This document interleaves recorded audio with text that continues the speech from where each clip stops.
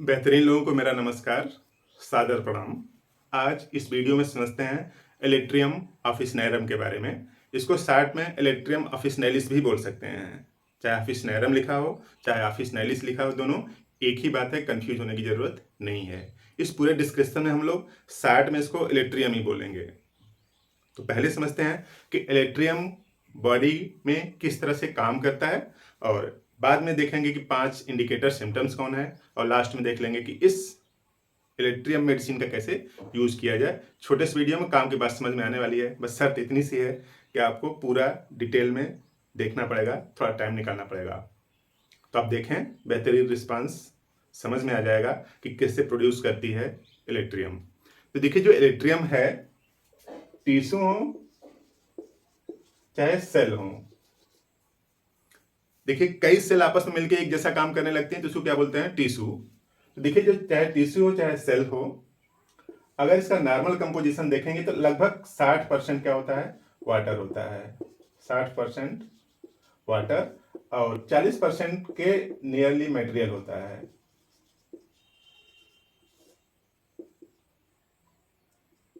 ठीक है, तो 60% वाटर और 40% के आसपास मटेरियल डिजॉल्व होता है। ये इलेक्ट्रियम करता क्या है कि जो सेल है चाहे टिश्यू है, इनको क्या करता है? ड्रेन करता है। ड्रेन मतलब निचोड़ता है। ठीक है, निचोड़ करके अधिक मात्रा में क्या, जब ड्रेनिंग होगी तो अधिक मात्रा में क्या निकलेगा? वाटर निकलेगा, क्योंकि वाटर ज्यादा है तो वाटर ज्यादा निकलेगा। ठीक है, और मटेरियल कम है तो मटेरियल भी निकलेगा, लेकिन कम निकलेगा। वाटर और मटेरियल को निचोड़ करके बाहर निकालता है। ड्रेनिंग मतलब क्या करता है? उसको जैसे कपड़े को ऐसे दबाया जाए तो उसमें से पानी बाहर निकलता है, ठीक वही यहां काम करता है इलेक्ट्रियम। यानी सेल या टिश्यू को ड्रेन करता है, निचोड़ता है, तो अधिकतर पानी बाहर निकलेगा और उसके साथ साथ क्या निकलेगा? थोड़ा सा मटेरियल भी निकलेगा। अब यूं समझिए कि शरीर से पानी नॉर्मल जितना होना चाहिए वो लॉस हो रहा है,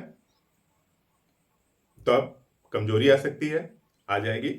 और ड्रेन कर रहा है, बॉडी ड्रेन जब कर रही होती है तब डायरिया जैसा सिम्टम्स आएगा। इलेक्ट्रियम यानी तब दिया जाता है जब इस तरह का बॉडी में हो रहा हो। ऐसा नहीं कि इलेक्ट्रियम देंगे तब ऐसा क्रिएट नहीं करने लगेगा। ये जो सिम्टम्स हो रहे हैं उसी को क्या करेगा? रोकेगा।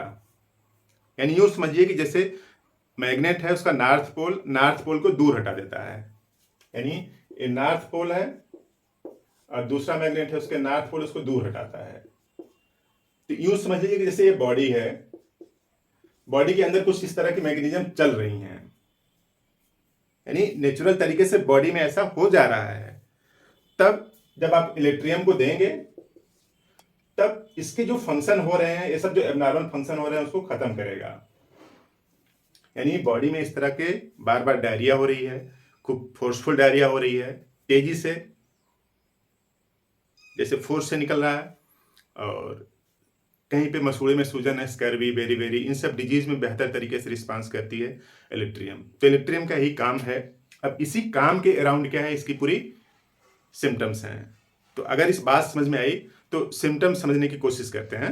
सिम्टम्स क्या क्या? पहला सिम्टम्स कुछ इस तरह से है कि प्रोफ्यूज वाटरी स्टूल, यानी अत्यधिक मात्रा में पानी जैसा स्टूल पास हो रहा है, डायरिया हो रही है और वो फोर्स से बाहर आ रही है, जैसे गंबोजिया में होता है। गंबोजिया में भी फोर्स से बाहर आता है, जैसे कि कहीं पे भरा हुआ था और तुरंत निकल गया। इस तरह से प्रोफ्यूज अत्यधिक मात्रा में वाटरी स्टूल आना और फोर्स के साथ आना, ये पहला सिम्टम्स है इलेक्ट्रियम का, जो गंबोजिया से मैच करता है। दूसरा सिम्टम्स कुछ इस तरह से है कि जो स्कर्वी है या फिर बेरी, यानी स्कर्वी प्लस बेरी, इस सिचुएशन से भी मुक्ति दिलाता है। यानी जो स्कर्वी होता है ना, विटामिन सी की कमी से होता है, मसूड़े इसमें सूज जाते हैं, और मसूड़े सूज गए हैं तो यूं समझिए कि जो मसूड़ा है उसमें ज्यादा वाटर हो गया है ना। ये मसूड़े सूज गए हैं तो यहाँ पे एक्सेस वाटर है। जब ही आप इलेक्ट्रियम को देंगे ना, तो ये जो स्कर्वी में जो मसूड़े सूजे हैं, मसूड़े सूज के जैसे ब्रश करते हैं तो आप पानी ब्लड आने लगता है, ब्लीडिंग हो जाती है। तो स्कर्वी में जो एक्सेस वाटर यहाँ पे है और जो लिगामेंट ढीले हो गए उनको टाइट करेगा, तो जो एक्सेस वाटर है उसको बाहर निकलेगा। और बेरी बेरी के साथ भी वही है। बेरी बेरी में क्या है कि कमजोरी आती जाती है, विटामिन B1 की कमी से होता है, शरीर कमजोर होती जाती है और जो ब्लड फॉर्मेशन है वो भी हैम्पर्ड होता है। इस वजह से स्वेलिंग आती है, पेट में भी आ सकती है, पैर में भी आ सकती है और छोटे बच्चों में हो सकती है, बड़ों में भी हो सकती है। तो विटामिन B की कमी से वीकनेस, कमजोरी, डायरिया और उसके साथ साथ स्वेलिंग।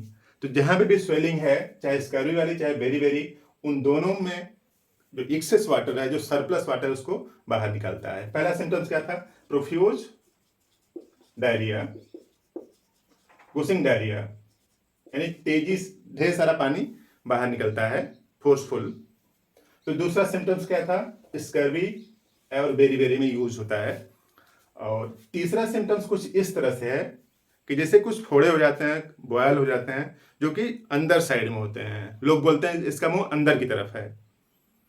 तो ऐसे फोड़ों के लिए, यानी जैसे यहाँ पे क्या है, बॉयल है या फिर कोई एब्सेस है, बॉयल या फिर एब्सेस टपक रहा है, जब भी कोई कहीं पे भी दर्द अगर टपकने वाला हो जाए, टिप टिप टपकने लगे, तो समझिए कि वहां पे पस बन चुका है। और वहां की जो दर्द है वो तब तक ठीक नहीं होगा जब तक कि पस बाहर नहीं आएगा। जो पस जो होता है वो डैमेज सेल्स होती हैं। डैमेज सेल को बाहर निकालना ही समाधान है। आप चाहे जो दर्द निवारक खा लेंगे, कुछ भी नहीं होगा जब तक कि उसका पस बाहर नहीं आएगा। तो पस को बाहर आना मतलब ड्रेन करना है, और ड्रेन करने के मामले में इलेक्ट्रियम बेहतर काम करती है। तो कहीं पे भी बॉयल है चाहे एब्सेस है, वहां पे जैसे इस तरह से हो गया है, अब इसका मुंह बन ही नहीं रहा है, ठीक है, यहाँ पे पस बन चुका है, टपक रहा है। अब इसको बाहर निकालना है। समस्या का समाधान तभी हो पाएगा जब ये बाहर निकलेगा। कुछ लोग पेन किलर लेके खाते रहते हैं, थोड़ी देर आराम होगा, फिर जब ही 2 ढाई 3 घंटे बाद फिर दर्द स्टार्ट हो जाता है। तो बॉयल अब्सेस को ओपन करना है, तो इसके मटेरियल को बाहर निकालना है और मटेरियल को ड्रेन करेगा इलेक्ट्रियम। ये तीसरा सिम्टम्स है, यानी कहीं पे भी बॉयल हो चाहे एब्सेस हो, उन सबको ड्रेन करता है। तो तीसरा सिम्टम्स कुछ इस तरह से है। और चौथा सिम्टम्स क्या है कि परस्पायरेशन, यानी जो पसीना है, पसीना से आराम आता है इसको। जो पसीना है उससे आराम होता है, यानी स्वेलिंग में कमी आएगी कहीं पे भी अगर है तो। जब भी पसीने से आराम होने लगे तब आप समझ लीजिए कि उसकी मेडिसिन इलेक्ट्रियम हो सकती है। शर्त बस इतनी सी है कि ऊपर के भी सिम्टम्स मिलने चाहिए। और पांचवा सिम्टम्स कुछ इस तरह से है कि फिफ्थ जो सिम्टम्स है वो जॉन्डिस, जॉन्डिस ऑफ न्यूबॉर्न। जो छोटा बच्चा भी पैदा हुआ है 2-4 महीने का है, उसको जॉन्डिस स्टार्टिंग में पहले 2-4 दिनों में जॉन्डिस होती ही होती है, वो नेचुरल जॉन्डिस होती है।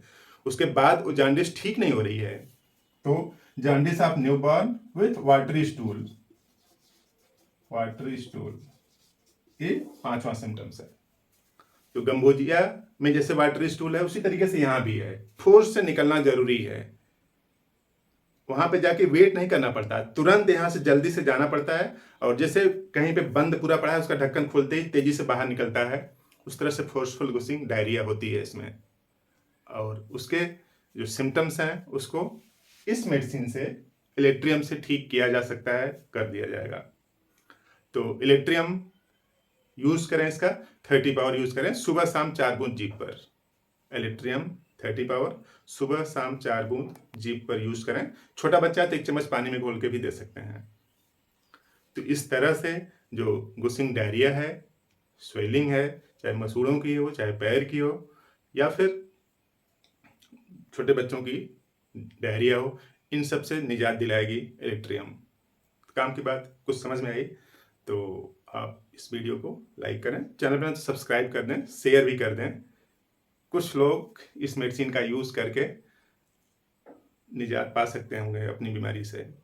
इस तरह से आपने पूरा वीडियो देखा, थैंक यू।